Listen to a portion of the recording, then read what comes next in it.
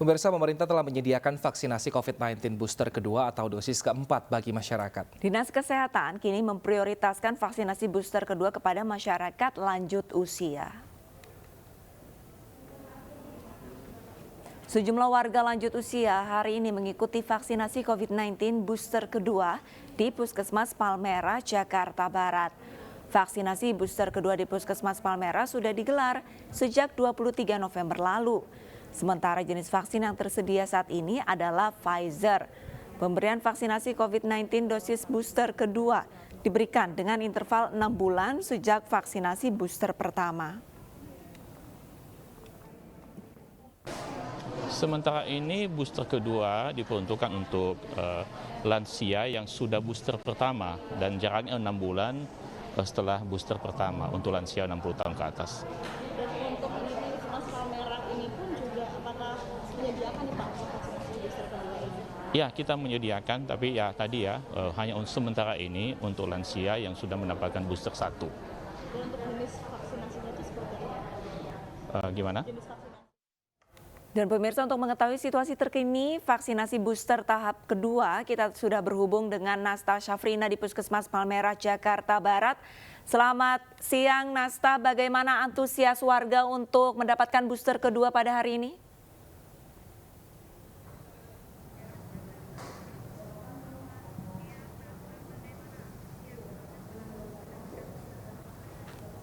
Selamat siang Arlista dan juga Wilson. Pemerintah kini telah mendistribusikan vaksinasi dosis kedua untuk boosternya, di mana di sini juga sudah tersedia di seluruh fasilitas kesehatan yang ada di Indonesia.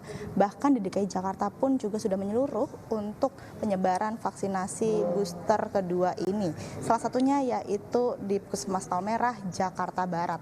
Pantauan kami Arlista, Wilson dan juga pemirsa dari pagi tadi hingga siang ini pun tepatnya pada pukul 11:41 waktu Indonesia Barat ini masih banyak sekali antusiasme terkhusus bagi warga lanjut usia dengan usia di atas 60 tahun yang mendaftarkan diri untuk mendapatkan vaksinasi booster dosis kedua ini. Bahkan mereka juga menyebutkan bahwa banyak sekali manfaat dari vaksinasi booster kedua ini sebagai untuk memproteksi diri, karena kan juga untuk kelompok yang rentan. Bahkan kami juga masih terus melihat di sini masih ada masyarakat tetap berusaha mendaftarkan untuk mendapatkan vaksinasi booster dosis kedua ini. Dan ini juga sudah dilaksanakan oleh pemerintah juga per tanggal 22 November 2022 lalu.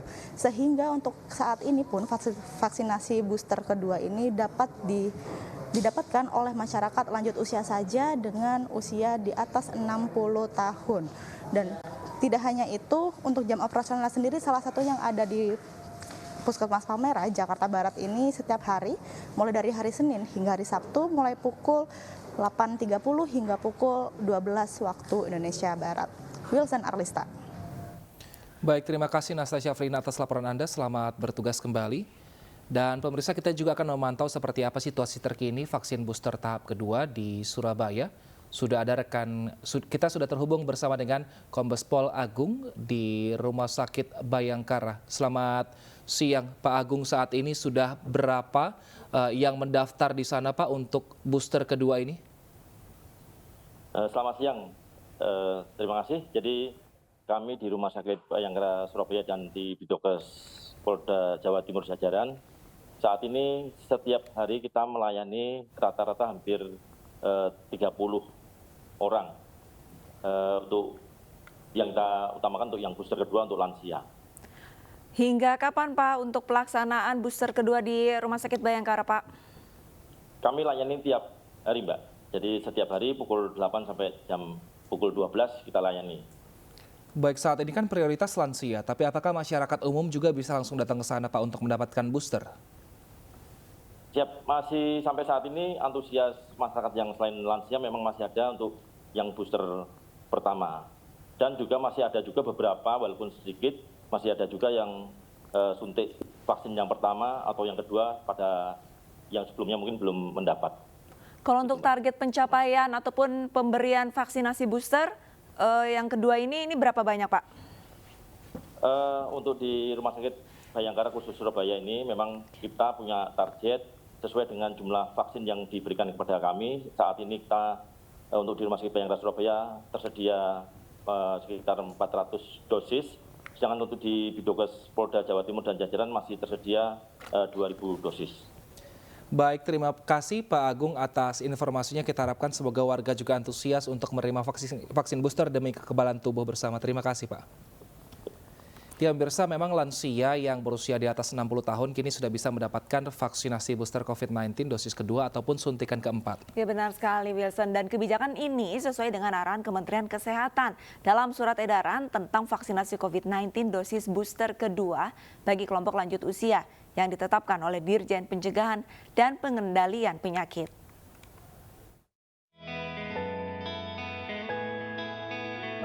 Pemberian vaksinasi booster COVID-19 kedua dilakukan untuk memberikan perlindungan tambahan terhadap kelompok rentan dan menekan keparahan sehingga mengurangi angka kematian.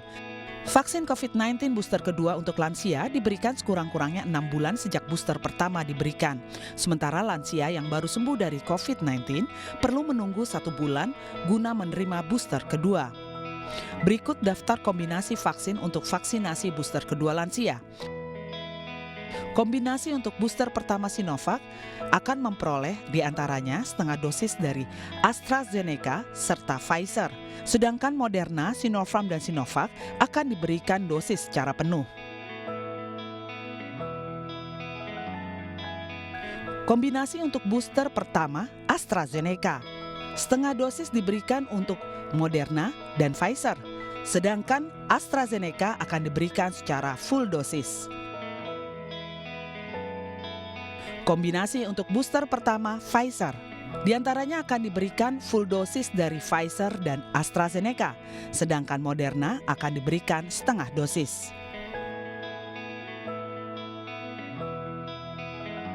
Kombinasi untuk booster pertamanya Moderna.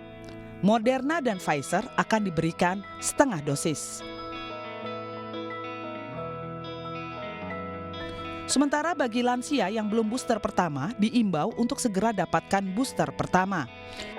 Pemberian vaksinasi booster diberikan secara gratis di berbagai fasilitas kesehatan atau tempat vaksinasi terdekat.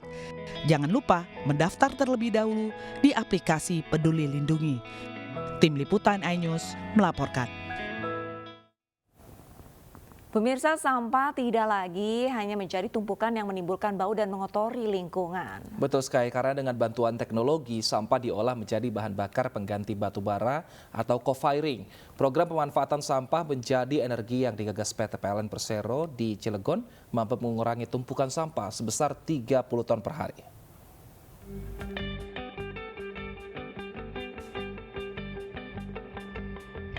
PT PLN Persero melalui subholding PT PLN Indonesia Power menggandeng pemerintah Kota Cilegon meresmikan pengoperasian pabrik bahan bakar jumputan padat atau BBJP terbesar dan pertama di Indonesia yang berlokasi di tempat pembuangan sampah akhir TPSA Bagedung, Cilegon, Banten.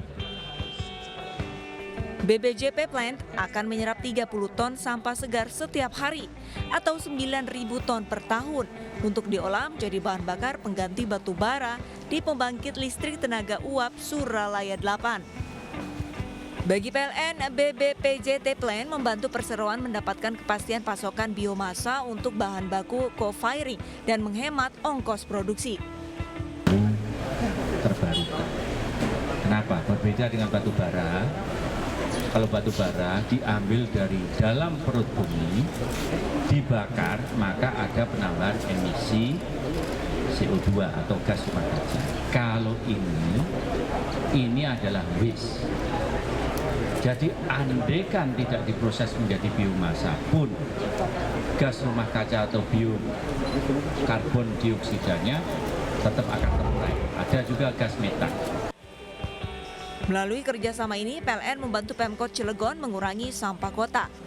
BBJP Plant yang dioperasikan langsung oleh BUMD memberi nilai tambah melalui penyerapan tenaga kerja lokal.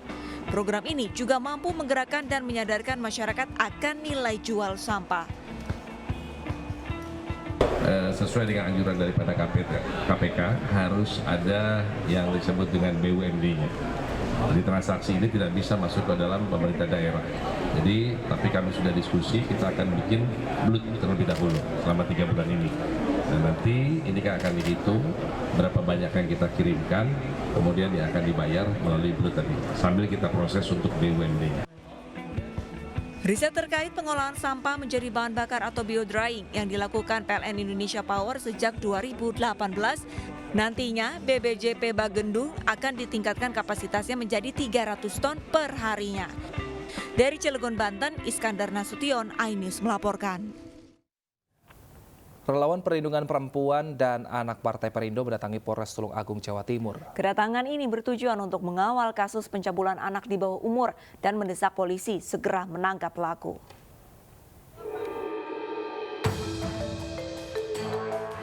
Kasus pencabulan anak di bawah umur yang terjadi di wilayah Jawa Timur mendapat perhatian serius Partai Perindo.